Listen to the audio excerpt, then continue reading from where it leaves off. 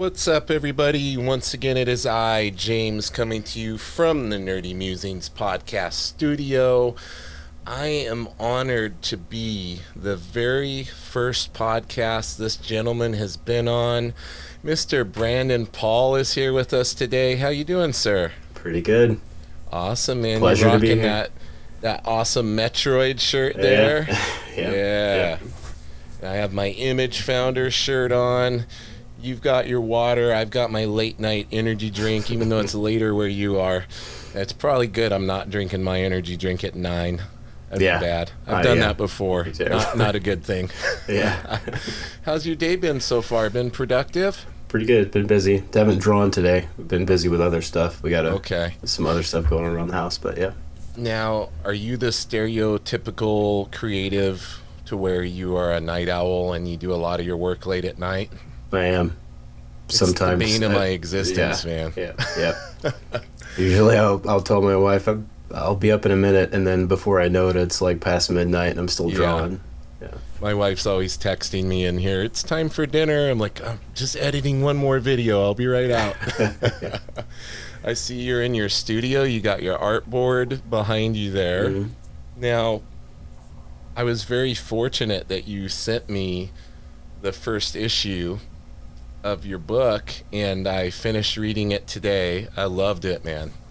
It was awesome, so great. The only thing I didn't like about it was it left me kind of on a cliffhanger, and now I want more. Yeah. So we're talking about the Adventures of Chuk Maxwell, right? Is that what it was? Mm-hmm. Yeah. And why don't you give everybody a little background of this character, how you came up with him, and what adventures we have to look forward to here. So, I'll back up. I kind of went to college for animation. Yeah. And started doing a 9 to 5 for a while, and it kind of dawned on me one day, like, I should get back into drawing. And so I started drawing, and I started Instagram back when you could post something and use a hashtag and then people would actually like it. You didn't have to They could actually see it. They actually showed it to them. Yeah, the good old days. Yep. And I as just sort of an exercise, I participated in Inktober back when it was just kind of one of the first years that it started. And as I kind of based every drawing that I did off of my dog at the time. It was okay. Now he's no longer with us now, but he was sorry. He was like my best buddy, and so I decided to put him in like these situations and stuff. He lives on in infamy now in the book, though. Yeah.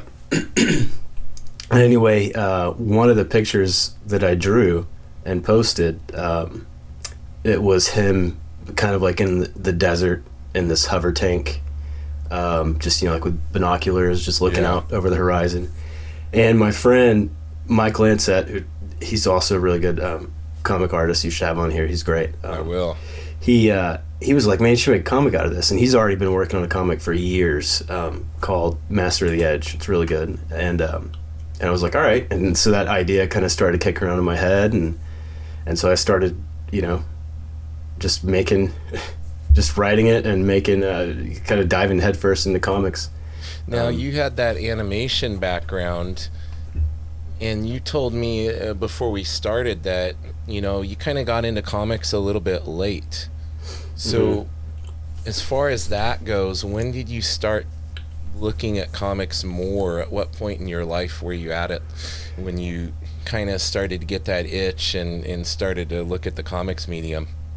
Well, growing up, I didn't, I think we were discussing before, I wasn't really into comics in the 90s when I was a kid. I was mostly, watching Batman, the animated series, which I think pretty much everybody my age has been on the podcast. In the 90s, yeah. Yeah, they're like, that's one of their top influences, and I'm no different there. And video games, judging by your shirt. Yeah, definitely. And a lot of the stuff on my walls. Yeah. But that was a lot of my exposure to superheroes and stuff like that was not through comics. So eventually the Hellboy movie came out that Detour directed. Yes. And I was like, what is this? Back when our high school was next to a mall that had an EB Games, and they had a poster up, and I was like, "What's Hellboy?" I've never heard of that. I'd never heard of the comic, and so I watched the movie, and then I was like, "All right, that was pretty sweet." And growing up in the church, Hellboy kind of seemed like, oh, it's a little bit naughty to be like edgy, in hell. Yeah. I always tell this story of how my folks wouldn't let me buy Spawn.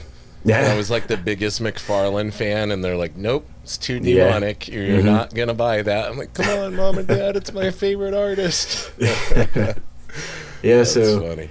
I kind of that was kind of my gateway into comics, and then that was kind of the extent of it. I've just been kind of like a big Hellboy stan for a long time. So you're a Mignola guy. Yeah, for sure. And then like I said, I went to school for animation and kind of got out of it, and then started kind of like collecting other books, like the BPRD paperbacks and stuff like that, and trade paperbacks, and getting it not so much floppies, but a lot of trades, and just kind of like reading everything that I could, because I was single and living in, I didn't really have a whole lot else to do other than play video games and go to the gym and look at comics and stuff. But yeah, that was kind of my gateway back into comics, was kind of wanting to do the art, I guess. Sorry, I'm rambling, but no, you're good, dude. Like, so prior to this, prior to deciding to do your own book, had you done any kind of sequential art or anything like that? Or was it just strictly like, I'm sure you'd probably done some like storyboarding and stuff like that, but that's different than sequential art. So this was like right out the gate, you're like, I'm going to write, draw, color, do all of this and create my own book. Yeah, I was like, I have a very can-do attitude, so I'm kind of like, where there's a will, there's a way. And so I just decided nobody else is going to make this for me. I'm just going to do it. So I came up with a story, and I have, if you look at my panels and everything and the layouts that I do, it's very, or I feel like it's very film inspired, the way that I lay out things, cinematic almost. And I think my background kind of lends itself to that. It's reflected in that, yeah, for sure. Yeah, it did have that cinematography look to it, and it's interesting, I would not have picked up on Mignola as being an influence on you by looking at your work. I could see the animation, like the animation background. I could definitely see that in some of the character movement and expressions and the environments and everything, and where you place the camera. What I picked up in your work, and I don't even know, I might be totally off, but I picked up like some Geof Darrow, Moebius, Frank Quietly vibes. My buddy Nick Patera, I just had on here. He did the Axe Wielder John. Yeah, I have it right over there. Good man, yeah. So that it gave me those vibes. I'm like, oh, I love this. Like, because I'm on a big kick with Nick's work recently, and then I saw your work, and I'm like, oh, this is right up my alley. So have those individuals been influence on you as well? Absolutely. Okay. The Mignola thing was kind of just like, I really like the way that he builds the Hellboy world and everything around it. I could see most of the Mignola not in your art, but in the way you do your storytelling. Exactly, yeah. And I don't know which came first. So back in my single days when I was nearing 30, I have a motorcycle, and I just randomly decided that I was going to ride from Atlanta, where I live, to Utah, Monument Valley, just because I wanted to see Monument Valley, because I was so inspired, like by the desert landscape. And I can't remember which came first, that trip or looking at, Moebius's artwork, but they kind of meld together in my mind as that being sort of a big experience for me, and then like falling in love with his artwork. Yeah, it's beautiful stuff. Yeah, your landscapes and your backgrounds, like just the world creation in your book was really impressive to me. Like, I wouldn't have pegged you for somebody that was doing their first book, and not only like doing their first book, but also taking on all the chores. You know, doing the art, doing all the coloring, everything. Like, did you do the lettering too and all of that? Mm-hmm. Dude, that's crazy. So how long did it take you to put this book together? Because it was over 30 pages, right? It was, I think, drawn page. Yeah, it was 28. So then with the front cover and everything. Yeah, it was 28 pages. And in a stereotypical comic nowadays, people don't realize this, but they say, like, oh, comics are 22 pages. Like, they're getting sneaky and doing less than 22 pages. Mm-hmm. That's something Kirkman came up with because he figured out that if you cut out a couple more, you can get that much farther ahead in the production. I've heard that. People don't, really pick up on it. Mm-hmm. So you're doing all that work pretty much solo. So what was that process like for you? About how long did it take? Did you give yourself any kind of deadline, or was it just like a passion project? When it gets done, it gets done? Yeah, it was definitely a passion project. So I started I'll back up. So I went to school for animation, graduated in 2009 during the recession, or the Great Recession, I guess. And so there were no jobs in animation, really, especially in Atlanta before it had the whole film scene that's here now. Right. The industry kind of moving here. And so I decided to, just take whatever I could. And my first job was doing my potential boss at the time, who's interviewing me. She's like, we have these animations that we need done in Google Earth of airplanes on approach into certain airports. And I was like, she was basically like, I'll give you 2 weeks to learn how to do this and the job is yours. And so I was like, oh, okay, technically it's animation, I'll do it. Right. So I did that, and then that kind of evolved into a lot of multimedia, graphic design, editing, that kind of thing. And I kind of just did the 9 to 5 for years. And then that's when I kind of decided in 2016, 2017 that I was going to try to get back into art because I really needed that creative outlet. And so I started Chuk Maxwell in, I think, spring of 2017, worked on it for a while, and then I did, speaking of my 9 to 5 that I was working at the time, they had this big kind of campaign that they do every year on social media, and my supervisor at the time was like, hey, what if we did like a superhero thing? Could you draw that? And I was like, there you go. Yeah, I'll do it. And it was a huge success, and that kind of like set off a light bulb in my head where I was like, what am I doing here? Yeah, I feel like I should be doing something with my hand, drawing. You're getting that calling, right? You're like, kind of getting pulled to this direction a little bit. Yeah, kind of all came back, rushing back to me like, oh yeah, I went to school because I love this stuff. Yeah. So anyway, I started, working on Chuk more, and I think early 2019, this guy found my art station and some of my work. He looked at my portfolio and asked me, he said that he was writing a book and wanted me to illustrate it, and it seemed legit, and I worked with him on that for it was a few years. It kind of made Chuk Maxwell take a backseat. Yeah. And it was a great experience. I learned a lot from working with him, and he's a great guy. I had a lot of fun working on the project. Really pushed myself as an artist, and it's still under NDA, so I can't talk about it. But now, was this comic related, like sequentials and everything? Mm-hmm. Yeah. Okay. Yeah. It was a full like 50-page book, and it took a while. You took a little detour, and you got in some miles here, a little bit more practice. Yeah, it was kind of a, out of the out of the frying pan into the fire, kind of like dropping me right into it. And my first kind of wake up call with him was my pencils are basically glorified thumbnails. They're super rough, and so you stay super loose, and you finish it when you ink and everything. Mm-hmm. Yeah. And so I sent pencils over to him for the first few pages, and he's like, "These are great. Well, where are the pencils?" Oh no! And so I was like, "These are great thumbnails." Oh no! You were hitting him with that storyboard style. Yeah, because I know when I do it, when I make my own book, exactly where I'm going to put the lines when I ink and stuff. Was he planning on having somebody else ink it?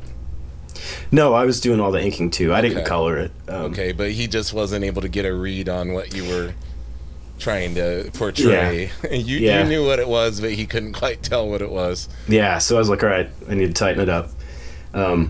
So then I, after that project ended later in the year last year, I was like, all right, I can get back to working on Chuk. And I kind of just like barreled through the rest of the pages. I was almost halfway done when I stopped with the first issue and just like went to town on it, every chance that I got.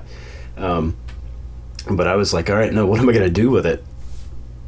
And so then I got into, Jake Parker and the SVS team. They had Sean Crystal and all those guys.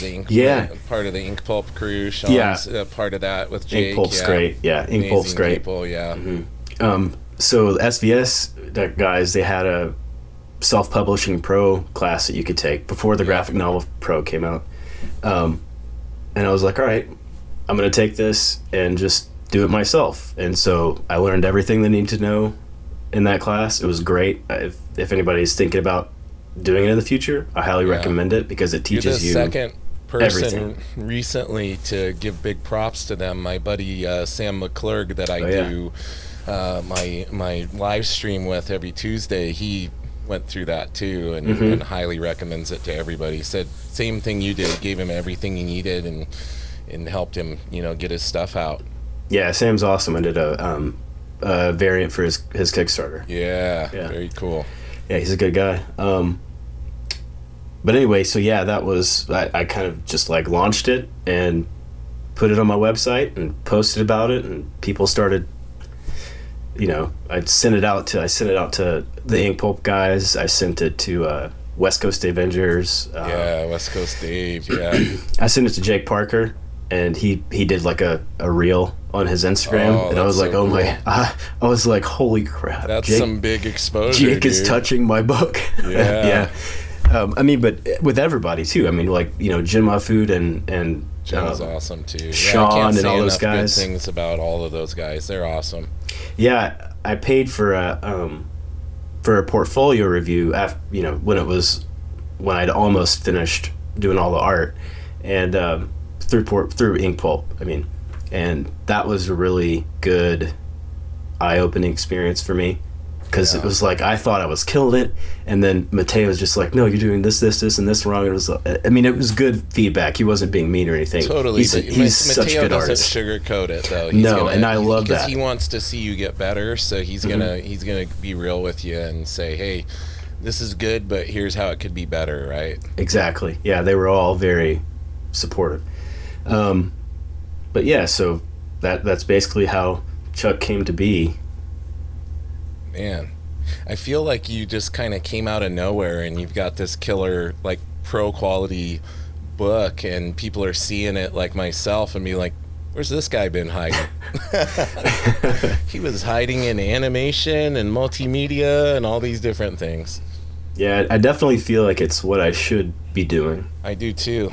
Yeah, I could see that you really have a huge amount of talent and a knack for storytelling. Did you, I'm assuming this was your first time like really getting into writing something this in-depth as well? Yeah, I did some writing, back in high school and stuff like that. Some stuff in college. I went to art school, so there wasn't a ton of writing. Yes. But, never anything this in-depth. So I just kind of jumped right in. I was like, came up with a concept and then learned how to do my own outline and all that stuff for comics. Well, and I can tell a lot of it was partially, like you were talking about, inspired by your dog, but also that trip you took and the landscape and everything. Like, a lot of those elements are in there. And then you kind of went the post-apocalyptic type of route, with the final war and all this kind of stuff. So did you find, like, once you had those little seeds of inspiration that it kind of started writing itself? Yeah. there are days when it doesn't, and I just stare at Microsoft Word for a while and just like, where am I going with this? Yeah. But yeah, it kind of, for the most part, I know where I'm going with it, and it's not too hard to kind of get in a groove, Are you pretty loose with your writing? Mm-hmm. I mean, since you are doing everything, like, do you ever? Yeah, it's all. I don't have to hand it off to anybody, so it's all right here.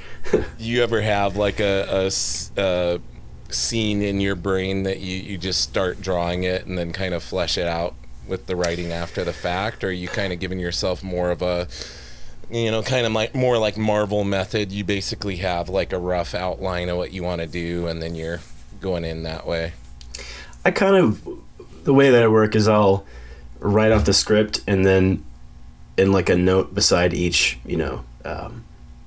beside the script, I'll kind of break it out into panels and have like a basic feel of what it needs to look like. And then when I get into Photoshop, I pencil digitally, and then I ink traditionally.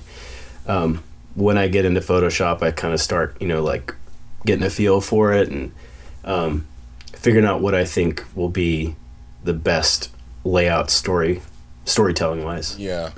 Now, going digitally with it, I mean, obviously coming from the animation field, that's heavily digital for quite some time now. So was that kind of the obvious route to take with it? Were you already doing most of your work digitally prior to that when it came to art?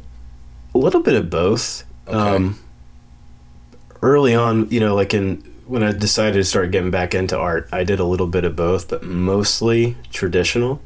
And then when I decided to get into comics, I was watching a lot of, speaking of Jake Parker, I was watching a lot of his videos, and the way that he does a lot of stuff is he inks traditionally, prints it out, and then, inks digitally, prints it out, and then finishes it. With ink. And so he has an original to sell. Yeah. That's another reason I like to do it traditionally.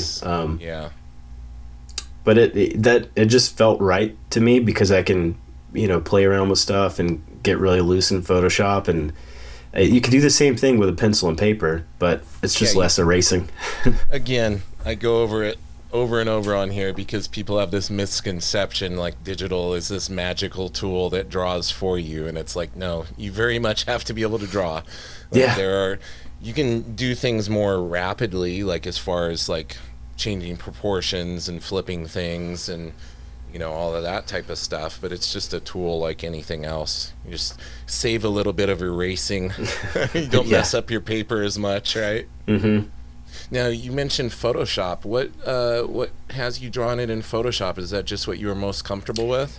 Yeah, I just have used Photoshop forever, and I think with my next project, whenever that happens, I'll probably switch over and try Clip Studio Paint, because I've heard really good things about it. I've never personally used it, but Photoshop is just, I guess just what I'm comfortable with, even though it's far from perfect and there's always issues. It's going to be a pretty seamless transition for you because the way they set Clip up, it is very, very Photoshop user friendly. So you can find most of what you need pretty quickly just following the logic you would with how you would operate in Photoshop. But the big thing with Clip is it's like got such an overwhelming amount of things you can do. Like I use like 3 or 4 things to accomplish what I need, but there's like 5,000 different ways to do it. And all sorts of shortcuts I don't know about that would make it even easier and stuff. So you could go down a real rabbit hole when you get into it. But yeah, it is nice, especially when you're somebody that like wants to create a whole book. Like you could literally use Clip all the way from pencils to lettering, coloring, everything if you wanted to. Yeah. So it's pretty interesting. Like I know a lot of pros that like their whole workflow is in Clip. I just had Rhys Hannigan. He's in Ireland. He's doing the Bad Batch, Star Wars Bad Batch book that's coming out at the beginning of the year, and he's 100% in Clip. And he was telling me about a bunch of other artists the same way. So it's just that especially guys that are on that monthly deadline. If you get in that seamless workflow like that, especially if you're like penciling and inking yourself and everything, it really helps them out. Yeah, the only thing I worry about switching over now is if I go to issue, right now I'm working on issue 2. Yeah. If I go to Photoshop in issue 3 and color it, I don't want it to not line up with the coloring I've already done. Yeah, I with think you gradients. Should probably wait till you're. Yeah, that's why I'm gonna wait. Yeah. Yeah, I think that's smart, man. Plus, there is a little learning curve. You don't want to slow down your progress because you can't find out. You got to spend a couple hours on tutorials figuring out how to do what you could do in 5 minutes in Photoshop. It's just one of those things. So, issue 2, I'm happy you mentioned this because, like I said, I got left hanging on that cliffhanger at the end, and I'm like, oh man, I hope there's future stories being planned. So, do you have a rough idea of your trajectory with issue 2 and when you want to get it out? And also, going back to issue 1, I wanted to ask you, like, that was 100% like self-funded, self-published, right? Like, you went and you just got it printed, put it up on your site, you sell your PDF on there, all that. Did you go with any physical copies as well, or did you stay strictly digital? Yeah, I ordered, I went through Mix'em and I ordered 100 copies. Yeah, a lot of my buddies use them. Yeah, awesome quality. It was really nice. I've heard really good things about how they handle prints. My buddy Yevgeny Sokolov, he gets all his prints done on there as well, and I've actually got one of them. I have one of the Bane ones he just did, and the quality looks really good on it. So did the books turn out really nice too? Yeah, they're very nice. I like them a lot, and I've got nothing but compliments about them. Very cool. Good print quality, yeah. But as far as issue 2 goes, I do have I have issue 2 kind of completely finished, and if not mostly in my mind, on paper. So I know where it's going to go. But right now I'm kind of just drawing, and I'm kind of, I don't know if you follow the Making Comics podcast, but Scott Lost talks about the I'm blanking, Slack method, where he kind of will jump around and draw what he wants to draw first. Yeah. That's kind of what I'm doing now, because I'll get really hyped about a page. Yeah. And I want to draw that. I don't really want to. In issue 2, you kind of see one of the first main antagonists, and I've been putting off finalizing his character design, and so I kind of gun shy about even starting that page, so I'm kind of doing everything else except for that, and I'm going to come back to it because I really want to get it right before I start. Going back to having Reese Hannigan on, he was saying he kind of does something similar with his approach. More is if he knows a page or something, so it could be similar to what you're saying about really wanting to get that right. He'll save more complicated stuff for when he knows he has the most energy, and then he'll try to save easier pages and scenes for himself when he knows he can just kind of not phone it in, but it's just not as demanding from an artistic perspective. So I think that's kind of smart, man. You got to manage your creative resources, right? Yeah, because at the end of the day, you got to be, this is what we love to do. So you have to, if you're having a rough day, find something that excites you, that you want to draw. Now, are you thinking, I should ask, are you still working a full-time job on top of it, and then you're squeezing this in late at night, like most of us creative people that have full-time regular jobs do? Whenever I can. I'll bring my little portfolio, my briefcase thing with me with it holds 11 by 17s in it, and I'll bring my pen bag, and at lunch I'll just draw in my cubicle sometimes, or ink in my cubicle. So are you still in that multimedia world at all, or were you so you're staying, you have your toes into that, you're a creative guy, you like technology, you like creative stuff. And it's nice to do kind of a not that my job is mundane, it's a good job, but it's nice to have a job where you can do what you're good at. You can have something that kind of touches the creative part of what you do, but also not be burnt out at the end of the day, so you can go home and draw. Yeah. You know? Yeah, if you were drawing all day, if you were drawing animation all day and then you had to come home and draw the book, you would be pretty depleted, wouldn't you? Yeah. Animation is, I love it. Yeah. But it is so much work. You know, especially when I went to school, I wanted to do, so I graduated in 2009, and I wanted to do traditional 2D animation. Okay. And I was real hyped about it, you know, but it's so hard. It's so much work. But at that time, I was like, I'll do anything, you know. And that was when Disney, they made The Princess and the Frog, and that was the last 2D thing, you know, 2D feature film that they made. And I was like, oh, so that's it. We're just all 3D now. So I did hear there's one being worked on that's going to be all traditional. What about the cat, right? Yeah. Yeah.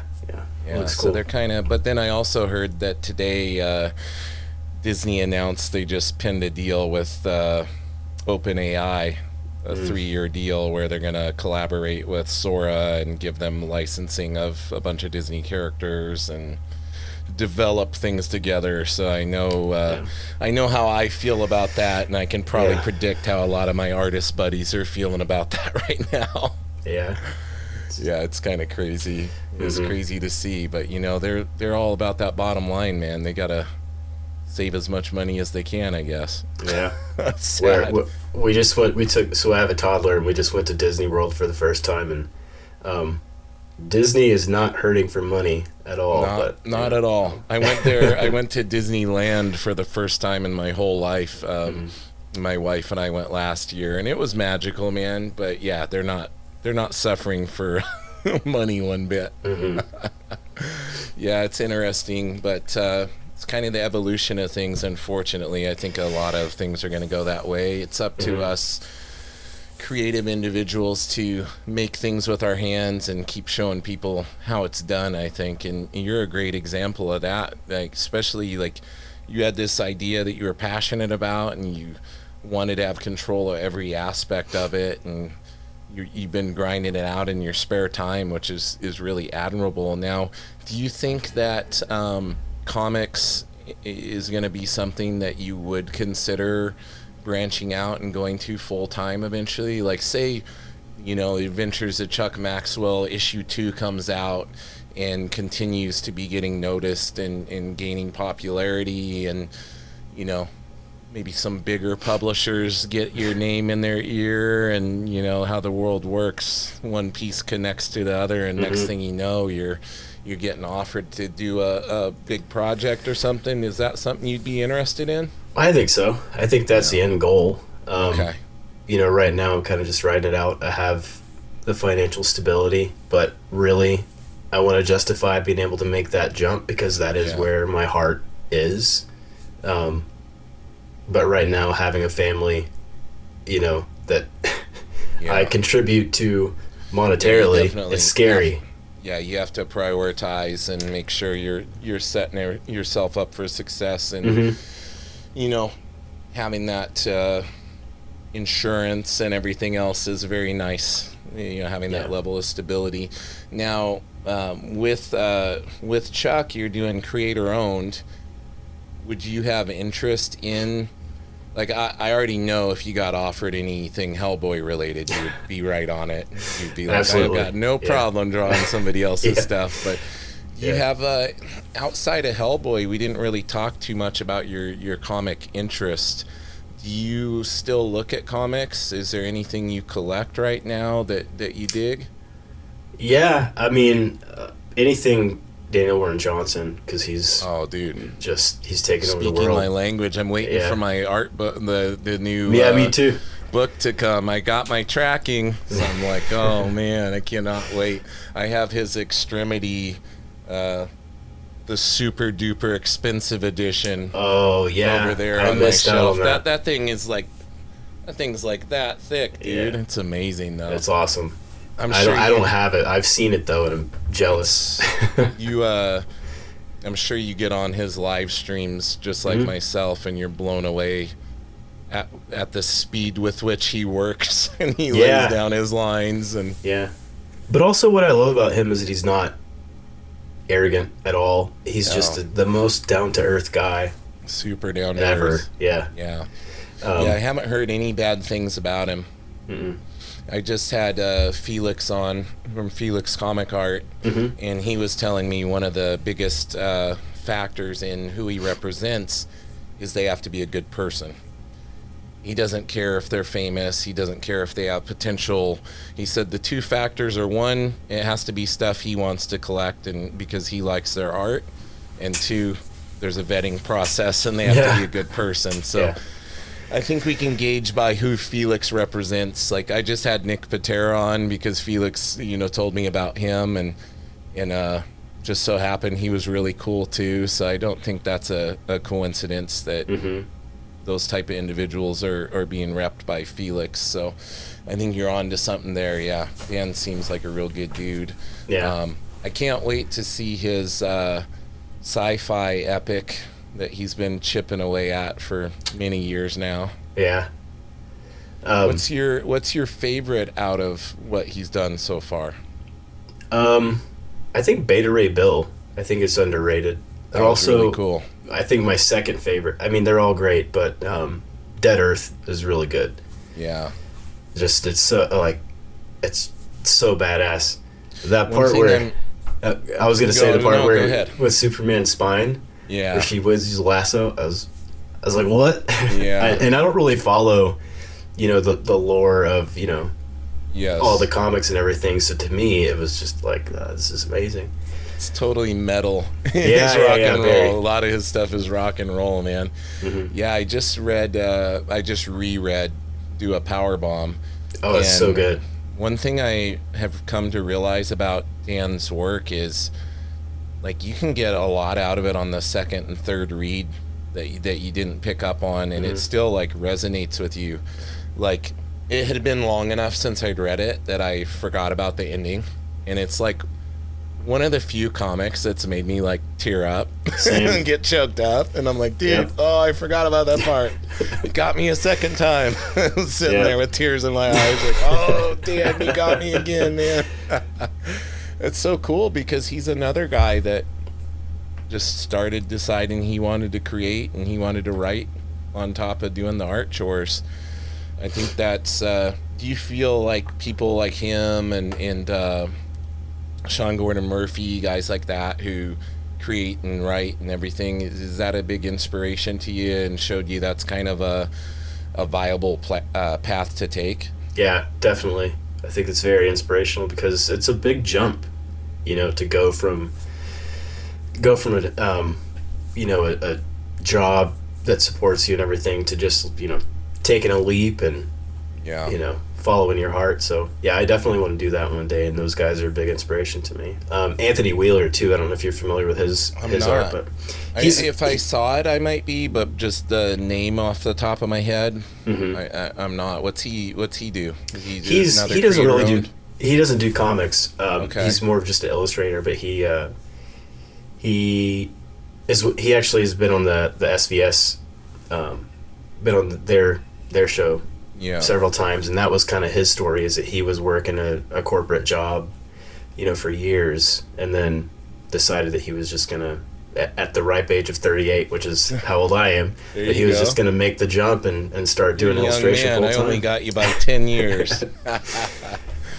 It's funny. Yeah, no, that is late, quote unquote, to branch off and start a career in comics. But I think nowadays, like, it's not really a hindrance at all. It's more about what you can do.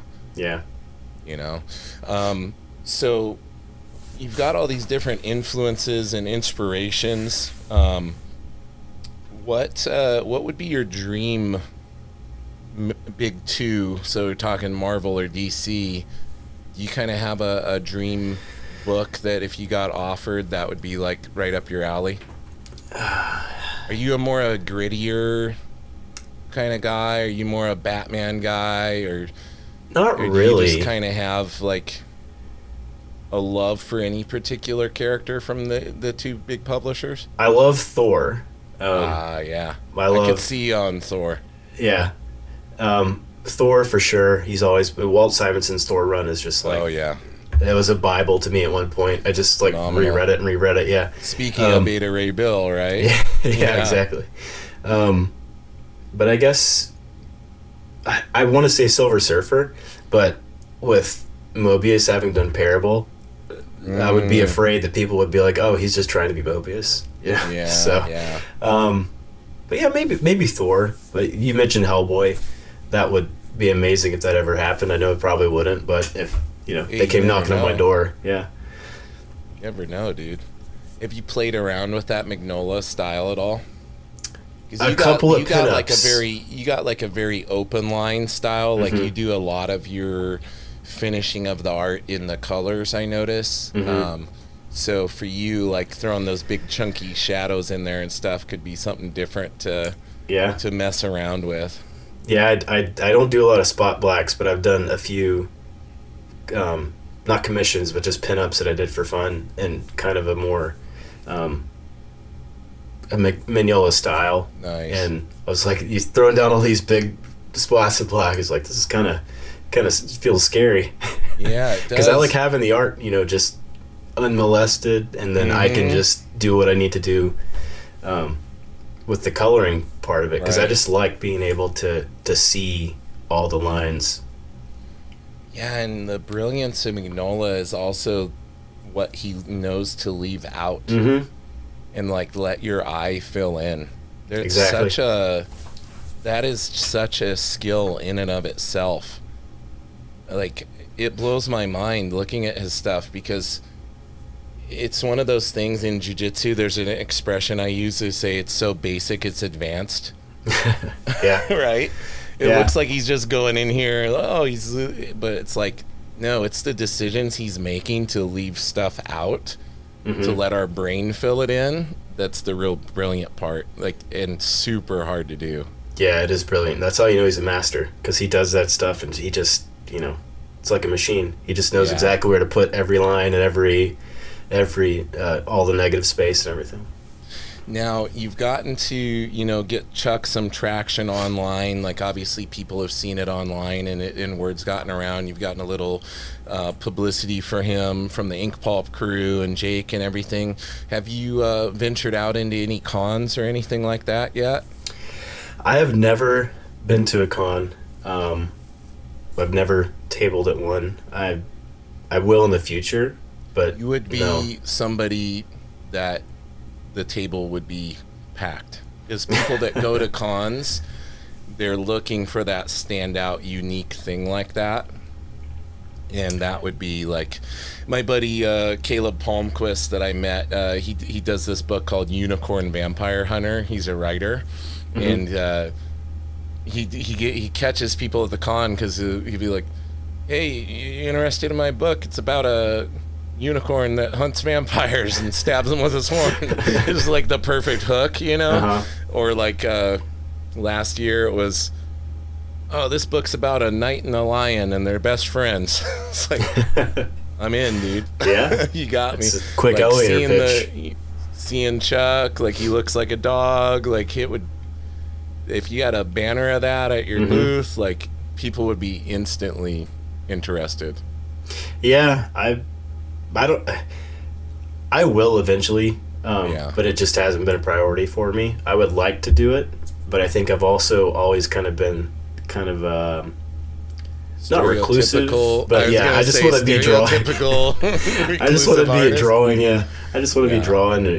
At home, but I've always been that way. Growing up, my dad was a pilot in the Army, and so I got into airplanes and helicopters and stuff very early. So if I wasn't in my room, drawing or playing video games, I was usually just building model airplanes. Yeah. So I've always been a very just focus by myself kind of person. So, but I do have a social side too. So I would like to get out and show off Chuk eventually.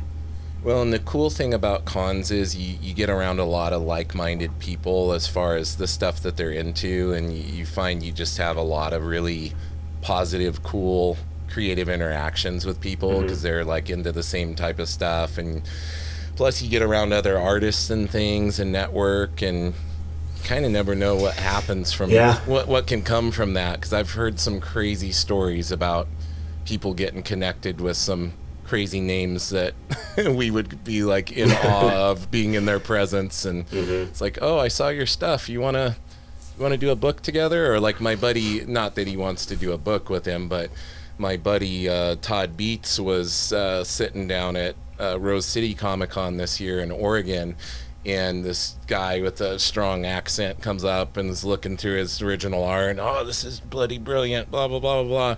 And he's like, oh, what's your name? He's like, oh, Simon Bisley. Nice to meet you. He's like, what? Oh, man. Yeah, crazy. so you just never know, dude. Yeah. Never know who you can meet. Yeah, that would be insane. But I forgot what I was going to say. You're going to have to venture out. That's you know, I'm just encouraging you to find a smaller con that you like and get a nice table there, get a nice banner with that character on there, and put some original art out, and you'd be surprised. Yeah, I think it's kind of building momentum as far as people seeing it, and like the other day on Instagram, and Nick Patera actually followed me, and I was like, dude, there you go. What? And then a little while back, you know, Andrew McLean followed me. Nice. And I was like, all right, I'm doing something right, because getting noticed. I'm getting some traction, you know. So Nick Patera followed you, dude. That's amazing. Yeah, I mean, I think when you kind of you build this momentum on Instagram now, it kind of, I guess, one good thing is that it kind of shows your stuff to, you know, kind of like-minded people, and so they see that, you know, oh, so and so follows this guy, he must be something. So exactly. Yeah, you know, that's how Todd McFarlane, that's how he ended up finding Thomas Nalick. He saw his work on Instagram and had somebody reach out to him and like, Todd would like to meet with you. He's like, what? Is this some kind of scam? Or like, no, he likes your work. He wants to. And then the cool thing about that was he just said, Todd said, tell me what you would like to draw. What kind of stuff do you like to draw? Oh, wow. And then basically went and came up with created something for him to work on. That's insane. That suited his style, which I think is really cool, because obviously Todd could just be like, oh, you're gonna draw this, like, but he was like, oh, what type of stuff do you like to draw? What's your style? Like, okay, well, let me get back to you. And then he eventually came back to him with the Salmon Twitch case files and all of that. So you just never know, dude, whether it be at a con, whether it be somebody browsing your Instagram, like somebody listening to you on the podcast, watching, you don't know. Yeah, I think eventually I'd like to take this first run that I'm going to do, this first arc of Chuck will be 5 issues, and so when I'm done with that, I kind of want to just take that, you know, like to Image or I mean, I may kickstart it too. I mean, as just like a trade. Ask you, maybe once you get the story told and the amount of issues you want to get out, you know, self-publishing it, maybe you got that momentum by then to put out a Kickstarter for like a graphic novel or a trade and really send it home and get that next level of support and exposure for it. That's kind of been my strategy, is to I'm building the email subscriber list and just building the audience a little bit at a time, and you know, and then eventually I probably will get to do a Kickstarter, if not for a whole collected first volume, just a future issue. I may do it with issue 2. I haven't really decided yet. Nice. Well, I hope if that news comes to light that you will come back here and share it with us, brother. For sure. I will. That would be awesome, man. Listen, I really enjoyed chatting with you. I could keep you on here a bunch longer, but I want to give you an opportunity to let everybody know where they can find Mr. Chuk Maxwell online, the best places to buy it, the best places to follow you to keep track and be able to get the announcement of when issue 2 is coming out. I know I'm going to be waiting with bated breath on that. So now's your opportunity to have the spotlight and let everybody know where they should be looking. Yeah, you could go to chukbook.com. It's just CHUK book.com, or bpaul.art. And that's my Instagram handle too, is at bpaul.art. So keep it you simple. can find me I love there. it. Yeah, I like it. And you said you got a newsletter if they go there on the on the website that they can sign up for and everything. Mm-hmm. Either one, Chuk Book or my portfolio site, they can sign up. Yep. Perfect, man. Well, thank you again for being on tonight. I'm honored to have been your first podcast, hopefully the first of many. I appreciate it, man. Thanks for having me. All right, well, hang out with me for a moment here. Everybody, make sure you go follow Brandon. I will put all those pertinent links in the description for you guys, whether you're watching or listening. I greatly appreciate everyone. If you're enjoying the podcast and you want to give that extra level of support and get a bunch of extra goodies, head over to patreon.com/nerdy musings. You don't even have to put the @ symbol in there. And you can get a membership, lots of different tiers. Gonna have bonus content on there, stickers, all sorts of cool stuff. And in the meantime, everybody, keep it nerdy. Mm-hmm.